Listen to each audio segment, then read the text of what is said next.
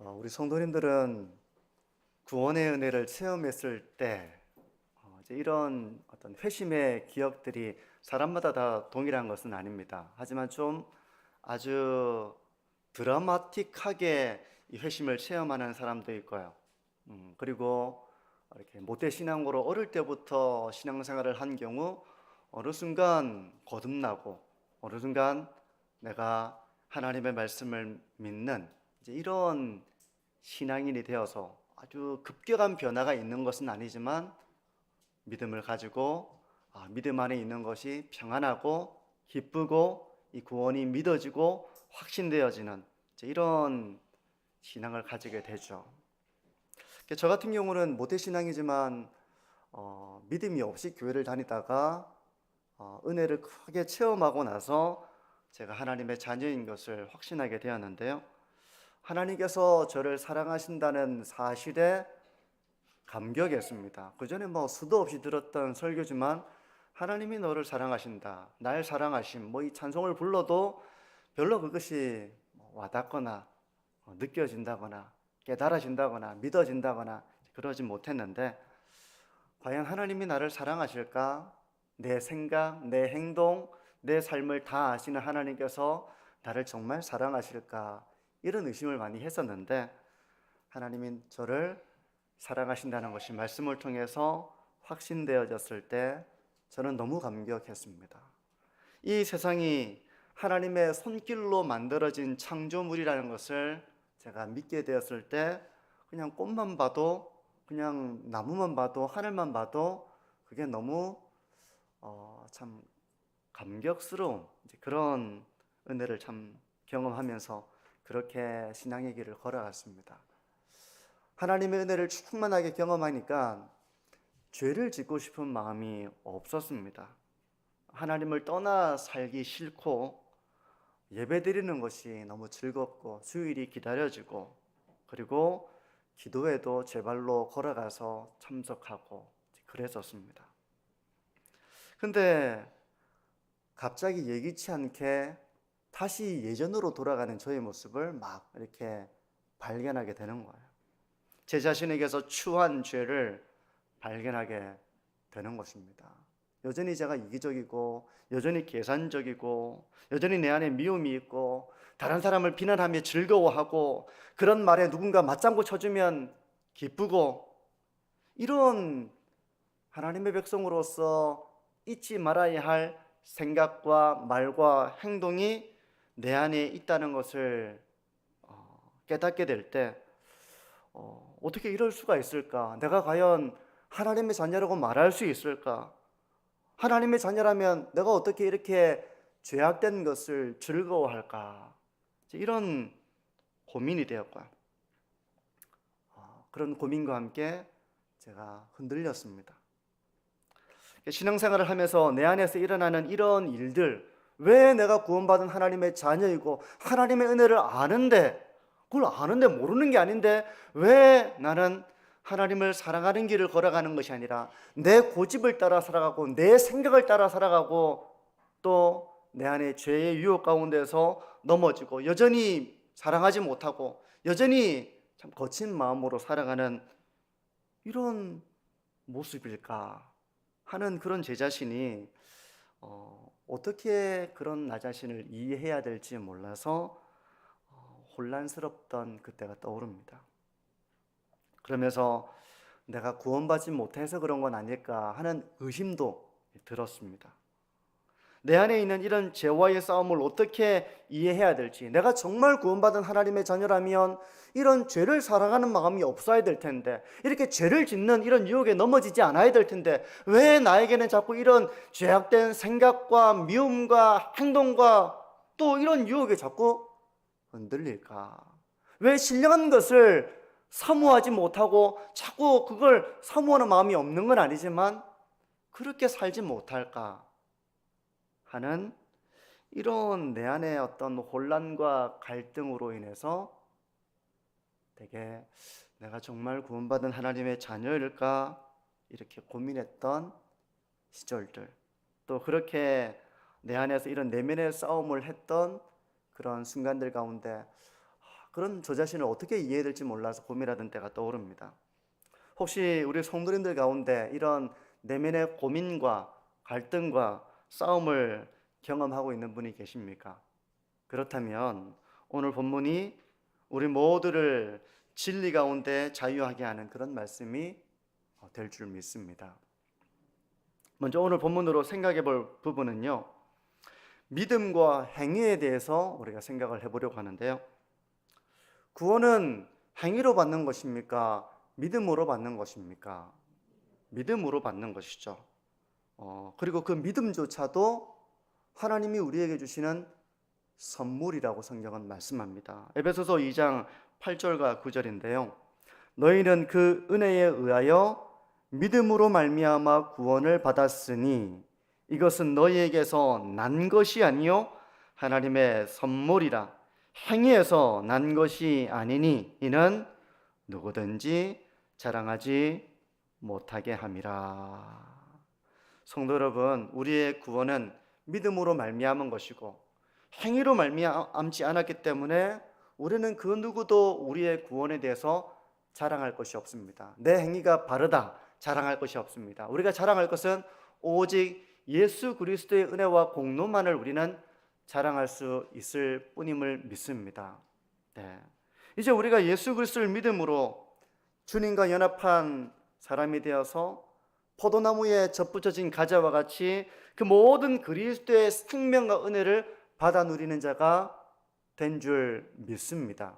우리가 그런 그리스도와 연합한 자가 되었고 그리스도와 한 몸이 된 거예요. 그리스도 안에 있기 때문에 이제 결코 정죄함이 없는 줄 믿습니다.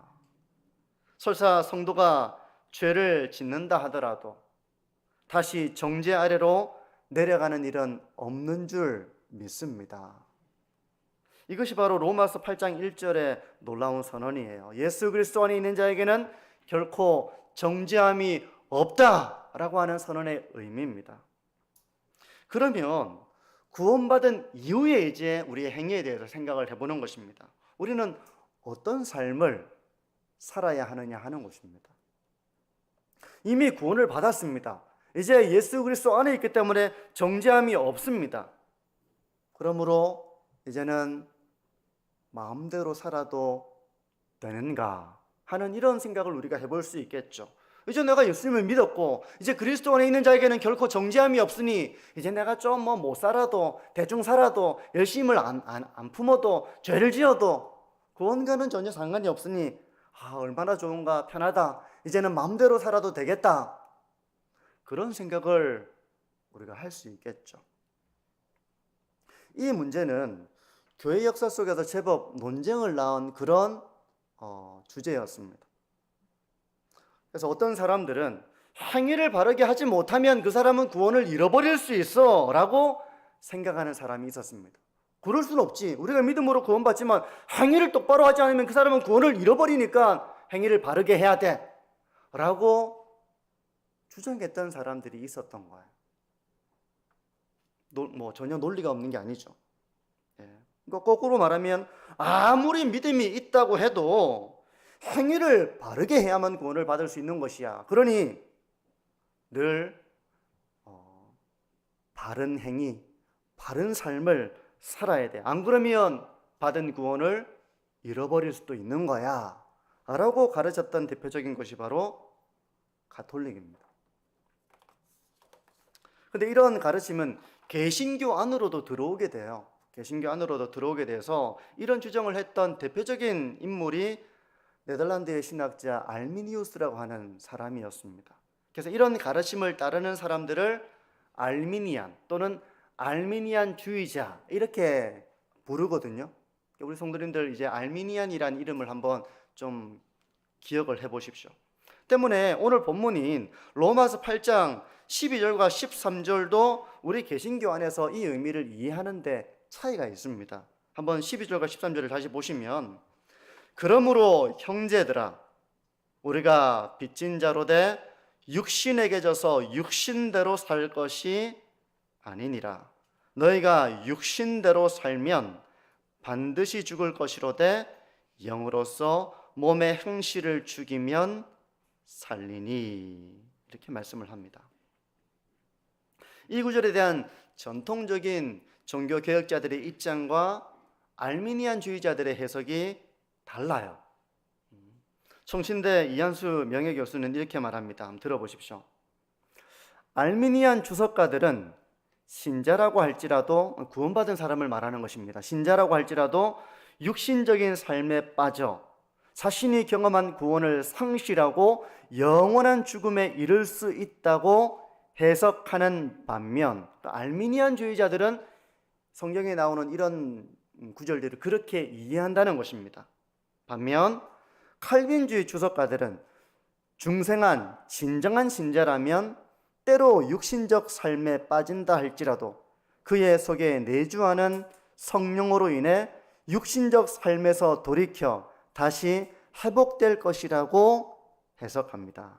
그리고 로마서 전체에 걸쳐 나타나는 구원의 확실성뿐만 아니라 흔들릴 수 없는 하나님의 사랑과 주권적 선택의 주제들은 칼빈주의 견해를 선호하게 만듭니다. 그러니까 이게 교회 역사 가운데 있어 왔던 첨예한 논쟁이 되었던 그런 문제였다는 것입니다. 믿음 이후에 행위의 문제를 어떻게 이해할 것이냐라고 했을 때 알미니우스와 같이 이런 가르침을 따랐던 사람들이 우리 개신교 가운데도 있었고요, 또 종교개혁자들의 입장을 따르는 사람들도 있었다는 것입니다. 그러면 우리가 로마서 8장 12절과 13절을 우리가 어떻게 이해해야 하느냐 하는 것입니다.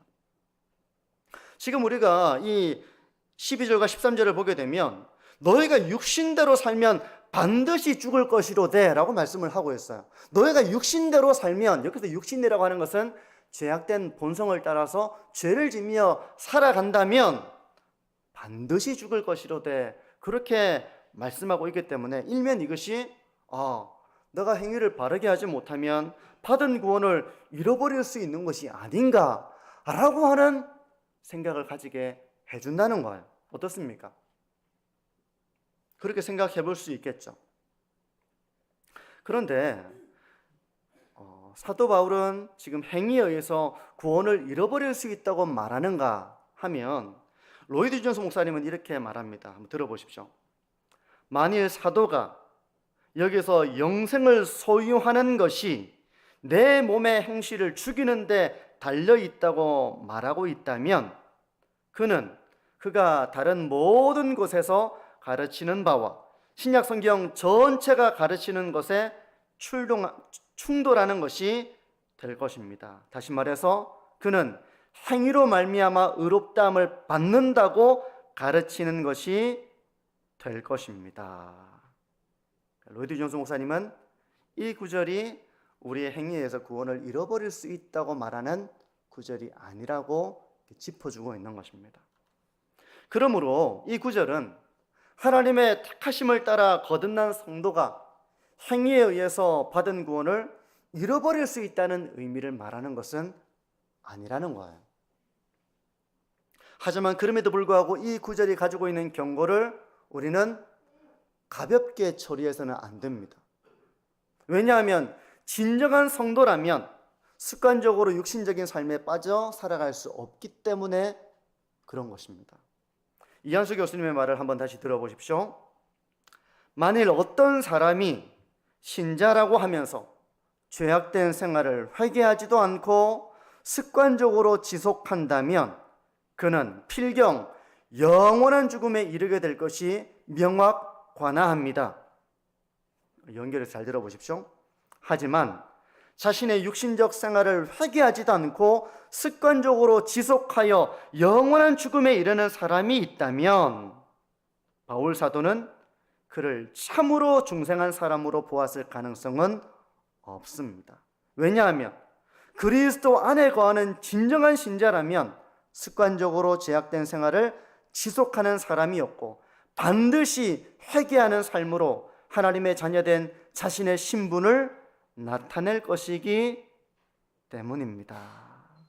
그러므로 이 구절은요, 우리가 육신대로 사는 삶을 지속해서는 안 된다는 경고입니다. 성도는 그렇게 살 수 없다는 당위이기도 한 것입니다.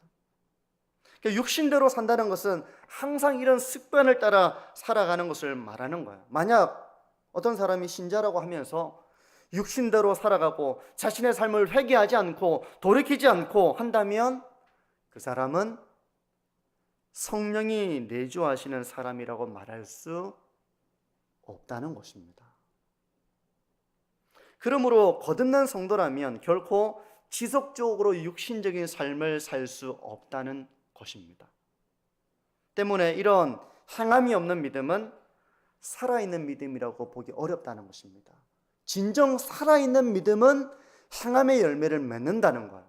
우리가 정말 구원받는 믿음은 그 믿음에 합당한 행함의 열매를 맺는다는 것이 야고보서의 핵심인 것입니다. 때문에 행위는 구원을 위한 조건이 아니라 오히려 구원의 결과인 것입니다.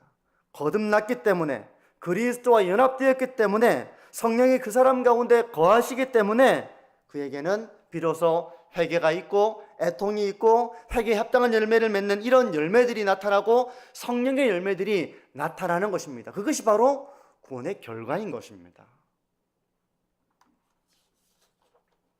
하지만 아름다운 행위의 열매는 그냥 나타나는 게 아니에요. 내가 거듭나고 구원받았기 때문에 그냥 이런 행위의 열매들이 나타나는 것이 아닙니다. 그것은 죄를 죽이는 삶을 통해서 나타나는 것입니다. 우리의 책임과 의무가 있다는 것입니다. 나는 아무런 노력도 안 해도 이제 거듭났으니 성령께서 나에게 아름다운 열매가 맺어지게 하시겠지. 우리의 책임과 의무가 있다는 것입니다. 때문에 아무리 구원받은 성도라고 할지라도 이 죄를 죽이는 일을 게을리한다면 죄는 그 사람의 영혼을 병들게 만든다는 것입니다. 어떤 식으로 병들게 만드는가 하면 존 오웬은 이렇게 말합니다. 죄 죽이기를 게을리하면 죄는 상당한 기세를 얻어 영혼의 뼈를 부수어뜨립니다. 그리고 그 사람으로 하여금 약하고 병들고 죽기 쉬운 상태로 몰아가 하나님을 우러러볼 수 없게 합니다. 우리가 큰 잘못을 저지르면 그 사람의 얼굴을 우러러보지 못하잖아요. 시선을 피하게 됩니다. 면목이 없는 것입니다. 그렇게 만든다는 것입니다. 전에는 겸손하고 마음이 녹아있고 항상 상한 심령을 가지고 있고 범죄하기를 두려워하던 사람이 이 의무를 준행하는 일을 게을리한 후 세상적이고 영적으로 차가워지고 성내기를 잘하고 세상에 속한 일들과 적당하게 타협하는 경우를 보지 않습니까? 이런 경우의 진상은 결국 죄 죽이기를 하지 않은 결과인 것입니다. 그러니까 죄를 죽이는 일이 성도에게는 얼마나 중요한 일입니까? 죄를 죽이지 않고 내버려두면 그 죄의 기세가 점점 강해진다는 것입니다. 그래서 그 사람의 영혼을 병들게 만든다는 거예요. 구원의 즐거움을 잃어버리게 만든다는 것입니다. 성령 안에 있는 하나님의 평안을 잃어버리게 만든다는 거예요. 그러니 거듭난 성도가 언제나 은혜 가운데 살아가기 위해서 또 아름다운 열매를 맺기 위해서 해야 될 의무가 바로 죄를 죽이는 삶을 사는 것입니다. 그러면 어떻게 죄를 죽일 수 있습니까? 내 안에 있는 이 죄의 본성, 이 죄의 세력이 우리에게 있지 않습니까? 우리는 계산할 줄 압니다. 여기 계산할 줄 모르는 사람이 어디 있습니까? 다 계산할 줄 알죠. 어떤 것이 나에게 이익이 되는지 안 되는지를 그 계산할 줄 모르는 사람이 어디 있습니까? 우리는 다 그런 유혹을 받고 영향을 받습니다. 어떻게 하면 이런 죄를 죽일 수 있습니까? 내 안에 남아있는 이 죄의 세력이 기승을 부리지 못하도록 이 죄를 죽일 수 있습니까?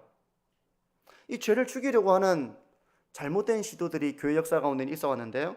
그 중에 하나는 바로 가톨릭의 방식입니다. 로이드 존스 목사님은 가톨릭의 잘못된 죄 죽이는 방식을 이렇게 설명하는데요. 안일과 돈을 포기하고 음식과 마시는 것에 대해 절제하는 생활을 하며 자주 금식해야 하는 등의 생활을 하면 죄의 세력을 죽일 수 있을 것이라고 로마 교회는 말합니다. 로마 교회는 바로 가톨릭을 말하는 것이거든요. 그래서 로마 교회가 추구하는 그런 경건의 삶은 수도원에 들어가는 것입니다. 수도원에 들어가서 사제로서의 길을 걸어가는 것이 가장 영적인 삶을 살아가는 데 있어서 중요한 길이에요. 그런데 이런 금욕적인 삶이 죄를 죽이지 못한다는 것입니다. 그냥 몸을 괴롭게 하고 굶고 그냥 피곤하게 하고 고된 생활을 하게 하고, 그것이 경건한 삶을 살아가게 하는, 죄를 죽이는 일이 되지는 못한다는 거예요. 근데 가톨릭만 이런 그릇된 방법으로 죄를 죽이려고 했던 것이 아니라 우리 개신교 가운데도 이런 시도를 했습니다. 로이드 존스 목사님은 이것을 경건한 청교도가 아니라 거짓된 청교도라고 부르고 있는데요. 로이드 존스 목사님이 이렇게 말합니다. 한번 들어보십시오. 여기서 그들은 진정한 청교도를 말하는 것이 아니라 거짓된 청교도를 말하는 건데요. 그들은 교리나 어떤 이치나 진리를 제시함이 없이 일종의 매우 엄격하게 부과된 실천을 가르쳤습니다. 그것은 기쁨이 없는 종교였고 율법주의의 형식이었으며 아무런 행복이나 기쁨이나 환희의 정신이 없는 폭군에 불과했습니다. 그래서 제가 돌이켜보면 저는 장로교 합동 측에서 오랫동안 신앙생활을 어릴 때부터 했는데요. 엄청 엄격한 생활을 저는 배우며 자랐습니다. 복음의 진리를 가르치기보다는 엄격한 생활의 실천을 가르쳐서 그걸 지키도록 요구받은 것입니다. 왜 그렇게 해야 되는지, 복음의 진리와 복음의 정신과 이런 것을 배우면서 참된 경건이 무엇인지를 배우기보다는 어떤 형식주의적인 삶, 율법주의적인 삶, 엄격한 생활, 그냥 이것만 가르침을 받아가지고 그냥 그렇게 생활한 거거든요. 어릴 때부터. 고된 방식을 따르는 이 삶으로부터, 죄로부터 멀어질 수 있다. 그래서 아주 엄격한 생활을 배웠고요. 그래서 그렇게 살면 그것이 바로 하나님의 은혜 가운데 살 수 있는 길이라고 배웠던 것입니다. 그런데 이런 것들이 진정으로 죄를 죽이는 삶과는 거리가 있다는 것입니다. 그러면 죄를 죽이는 진정한 방법은 무엇인가? 우리 가운데 있는 이런 죄의 세력이 나로 하여금 죄의 유혹으로 나를 넘어지게 하는 이런 세력을 어떻게 우리는 죽일 수 있는가? 이 죄의 세력이 기승을 부려가지고 우리의 영혼의 뼈를 부서뜨리고, 뼈가 부서지면 어떻게 됩니까? 고통이 상당하죠. 고통이 상당하고 움직일 수가 없습니다. 영혼의 뼈를 부스러뜨리고 하나님을 우러러볼 수 없게 만들고 구원의 즐거움을 앗아가고 하는 이런 죄의 세력을 어떻게 우리는 죽일 수 있을까? 이 죄의 세력에 기승을 부려가지고 교만하게 만들고 쉽게 분노하게 만들어서 사람에게 무례하게 하고, 어떻게 이런 삶이 아니라 겸손하고 상한 심령으로 자기의 죄를 깨닫고 통회하고 주를 위한 열심으로 변함없이 살아갈 수 있는 그런 삶을 살아갈 수 있느냐 하는 것입니다. 두 가지로 좀 정리를 해서 말씀을 나누려고 하는데요.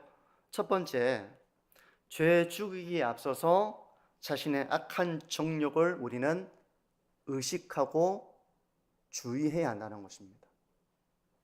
골로새서 3장 5절은 이렇게 말씀합니다. 오늘 본문과 비슷한 말씀인데요. 그러므로 땅에 있는 지체를 죽이라. 곧 음란과 부정과 사욕과 악한 정욕과 탐심이니 탐심은 우상 숭배니라. 그러므로 이런 말씀을 우리가 들으면서 나에게는 이런 것이 없다고 생각하거나 이 정도는 다른 사람에 비교하면 괜찮다라고 생각하는 사람은 죄를 죽이지 않고 죄를 방치하는 사람입니다. 존 오웬은 이렇게 말하는데요. 사람들이 자신들의 정욕에 대해 미약하게 생각할수록, 그걸 이제 자기 안에 있는 정욕을 대단치 않게 생각할수록 그것은 죄를 죽였다는 증거가 아니라 죄를 죽여야 하는 현실로부터 동떨어진 것임을 알아야 합니다. 그러므로 우리는 늘 자신 안에 있는 음란과 부정과 사욕과 악한 정욕과 탐심 이런 것들을 의식해야 한다는 것입니다. 다시 말해서 죄를 죄로 인식해야 한다는 것입니다. 우리 자신도 얼마든지 이런 죄의 유혹으로부터 자유롭지 못하고 얼마든지 넘어질 수 있다는 것을 겸손하게 인정하며 경계해야 한다는 것입니다. 이제 그거는 뭐 초신자들에게만 있는 유혹이고 저는 그런 유혹이 없습니다. 이제는 그 모든 것을 넘어섰습니다. 이렇게 생각해서는 안 된다는 거예요. 아무 말이나 듣지 말고 우리의 생각을 더럽히지 않는 말을 우리가 들어야 됩니다.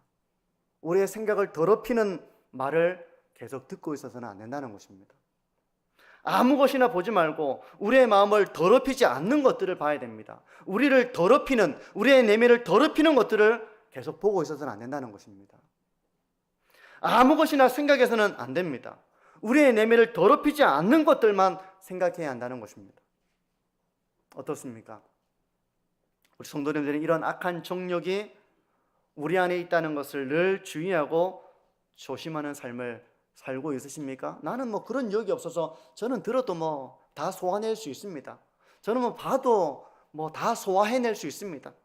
저는 뭐 그런 생각해도 별로 영향을 안 받습니다. 저는 곧바로 하나님께로 돌아갑니다.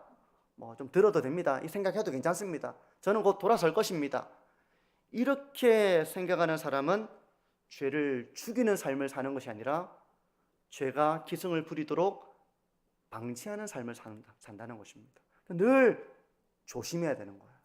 겸손하게.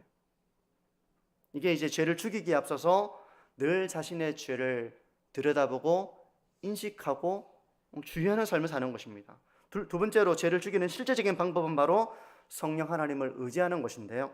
13절에 영으로서 몸의 행실을 죽인다 이렇게 말씀하고 있는데요. 여기서 영으로서 몸의 행실을 죽인다는 것은 성령의 은혜로 우리가 죄를 죽인다는 의미를 말하는 것입니다. 성령께서는 우리로 하여금 어떻게 죄를 죽이도록 하십니까? 성령께서 우리 가운데 거하시면서 우리에게 은혜를 베풀어 주실 때 우리의 마음은 은혜로 흘러 넘치게 합니다. 은혜로 흘러 넘치기 때문에 쉽게 화를 내기보다는 그냥 관용을 베풀게 되는 거예요. 은혜가 흘러 넘치니까. 성령께서 우리의 연약함을 깨닫게 하실 때 우리는 비로소 겸손한 마음이 됩니다. 우리의 마음이 겸손해지는 거예요. 다른 사람 앞에 교만하고 자고한 모습이 아니라 겸손한 모습이 되는 것입니다. 성령께서 은혜를 흘러 넘치도록 부어주실 때 우리에게서 아름다운 성품의 열매들이 맺어지게 됩니다. 사랑과 희락과 화평과 이런 열매들은 바로 성령의 열매들인 것입니다. 이렇게 성령께서는 죄를 약화시킵니다. 미움이 아니라 사랑의 열매를 맺도록 하시는 거예요. 죄의 영향력을 제거하십니다. 때문에 우리가 성령의 은혜를 받으면 받을수록 우리 가운데서 죄의 영향력이 기승을 부리는 것이 아니라 약화되는 거예요. 그러면 성령께서는 어떻게 우리 안에서 이 일을 하시는가? 하나님께서 우리에게 은혜의 방편으로 주신 말씀과 기도를 통해서 성령께서는 우리의 심령을 은혜로 흘러 넘치게 하십니다. 우리가 말씀을 읽고 묵상할 때 성령께서는 우리의 허물과 죄악을 보게 하십니다. 이것을 그러니까 우리는 사모해야 되는 것입니다. 성경을 그냥 경건의 모형으로서 몇 장을 읽고 저도 그렇게 해봤지만 이 말씀을 읽을 때 성령 하나님 이 말씀을 통해서 저의 혼과 영과 관절과 골수를 찔러 쪼개어 주셔서 저의 숨겨진 교만을 보게 하시고 저의 어리석음을 보게 하시고 저의 죄를 깨닫게 하시고 애통할 마음을 주시옵소서. 그런 심령으로 하나님의 말씀을 묵상하는 것입니다. 그럴 때 성령께서는 우리의 허물을 보게 하시는 것입니다. 죄를 미워하는 마음을 주시는 것입니다. 그러니까 우리가 은혜를 받으면 죄를 미워하게 됩니다. 또한 말씀을 통해서 성령께서는 우리를 위로해 주시고 어려움 가운데서 우리가 낙심하고 좌절하고 불평하고 원망하고 그렇게 하는 것이 아니라 도리어 소망을 가지도록 해주시는 것입니다. 그래서 죄 유혹에 빠지지 않고 도리어 죄를 이기고 하나님 안에서 기쁨과 소망을 가지도록 해주시는 거예요. 염려와 두려움이 아니라 평강을 누리도록 해주시는 것입니다. 특히 존 오웬 목사님은 하나님의 말씀을 전하는 이 설교자의 의무를 중요하게 지적을 합니다. 우리 성도님들은 종종 설교를 들으시면서 찔림을 받으시죠? 그죠? 제가 찌르려고 한 건 아니지만 성도님들은 찔림을 받으실 때가 있으실 거 아닙니까? 설교가 거울처럼 우리의 허물과 어리석음과 교만과 사랑 없음과 연약함을 드러낼 때가 있지 않습니까? 설교자가 하나님의 말씀을 있는 그대로 전하면, 그리고 그 말씀을 겸손하게 교회가 듣는다면 교회는 혼과 관절과 골수를 찔러 쪼개는 하나님의 말씀의 능력을 경험하게 될 것입니다. 그러면 회개하게 되는 거예요. 굳은 마음이 완고하고 고집스럽고 내가 뭐 잘못했어? 나 잘못한 거 없어? 이렇게 하던 우리의 굳은 마음이 하나님 잘못했습니다. 하나님 저를 용서해 주십시오. 하나님 제가 교만합니다. 제게 사욕이 넘칩니다. 제가 게으릅니다. 제가 사랑할 줄을 모릅니다. 제가 긍휼이 부족합니다. 이렇게 부드러운 심령이 되어서 자기의 죄를 고백하고 그 죄를 미워하고 그 죄를 애통하게 되는 것입니다. 우리가 하나님의 말씀을 사모하고 가까이 할 때, 그리고 그 말씀을 의지해서 먼저 하나님의 나라와 의를 구하며 기도할 때 하나님은 우리 가운데 하나님의 소원을 품게 하십니다. 그래서 우리의 소원은 무엇입니까? 우리의 소원은 편하게 신앙생활하고 고난을 당하지 않고 그냥 즐거운 일이 막 좋은 일만 있고, 우리는 이제 그런 것을 인간적으로 원하잖아요. 그런데 하나님께서 자기의 소원을 두실 때 십자가가 놓여 있어도 주님, 제가 그 길을 가겠습니다. 그렇게 되는 것입니다. 인간적으로는 그 소원을 품지 못하죠. 하지만 하나님의 소원을 품게 하시니 뻔히 보이는 고생과 또 고난과 어려움의 길을 그냥 걸어가는 것입니다. 하나님의 소원을 품고서 거룩한 소원이 우리에게 생겨나게 되는 것입니다. 아직 남아있는 죄의 세력은 우리로 하여금 자꾸만 인간적으로 살고 싶어집니다. 하나님의 뜻, 거룩한 삶, 부담스럽습니다. 좀 적당하게 살고 싶습니다. 하지만 우리가 하나님 앞에 서게 될 때, 말씀과 기도 가운데 서게 될 때 성령께서는 하나님의 사랑과 은혜를 충만하게 부어주셔서 우리로 하여금 자기를 부인하게 만드십니다. 기꺼이 헌신의 길을 걸어가도록 하십니다. 기꺼이 긍휼한 마음을 가지도록 하십니다. 그렇게 하고 싶어지는 것, 하나님의 뜻을 따라서 살고 싶은 열망을, 소원을 가지게 하시는 것입니다. 그리고 죄에 대해서 아파하는 마음, 죄의 길을 계속 걸어가는 것이 아니라 그 길을 걸어가는 것이 너무 아프고 하나님께 죄송하고 하나님의 은혜를 합당하게 살지 못하는 이런 사신의 어리석은 삶에 대해서 참 아파하는 마음을 주셔서 회개하게 하시고 그 죄를 미워하게 하시고 신령한 것을 살아가도록 성령께서는 우리에게 이런 은혜를 충만하게 부어주셔서 우리로 하여금 죄를 죽이도록 일하시는 것입니다. 사랑하는 성도 여러분, 이런 성령의 역사를 경험하면서 살고 계십니까? 그래서 때로 악한 모성을 따라서 살더라도, 이기적으로 살더라도, 또 죄유혹에 넘어지더라도 계속해서 그렇게 육신대로 사는 것이 아니라 성령의 은혜로 인하여 죄를 깨닫고 아파하고 회개하고 돌이키고 하나님의 뜻대로 살겠습니다라는 진실한 고백을 드리게 되고 하나님의 소원을 나의 소원으로 품게 되어서 자기를 부인하고 신앙의 길을, 주님을 따르는 길을 걸어가는 이런 성령의 역사를 경험하며 살고 계십니까? 이런 사람을 14절은 이렇게 말씀합니다. 무릇 하나님의 영으로 인도함을 받는 사람은 곧 하나님의 아들이라. 그건 바로 여러분들이 하나님의 자녀이기 때문에 그렇게 성령을 따라서 살아가는 것입니다. 성도 여러분, 우리 안에 남아있는 죄의 세력이 우리를 넘어뜨리려고 할 때 내가 구원받은 사람이 맞나? 왜 자꾸 내가 이런 죄의 유혹을 받고 넘어지고 참 하나님의 자녀다운 삶을 살지 못하나? 나는 구원받지 못한 건 아닐까 하는 이런 혼란보다는 이런 영적인 현실을 잘 분별하실 수 있는 우리 만천중앙교회 성도님들이 되시기를 바랍니다.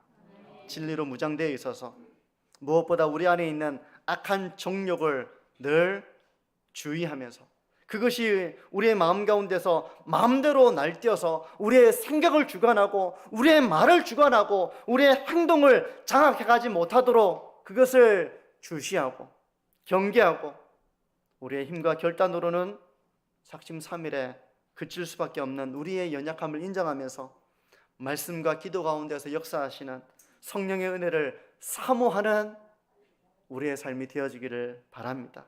그리하여 성령의 능력으로 죄를 죽이고 영적으로 강건한 자의 삶을 살아가고 구원의 즐거움을 잃어버리지 않고 성령 안에 있는 의와 평강과 희락을 누리면서 이 땅 가운데서 하나님의 얼굴을 우러러보며 교제하는 이런 은혜의 삶을 살아가시는 우리 모든 성도님들이 되시기를 주님의 이름으로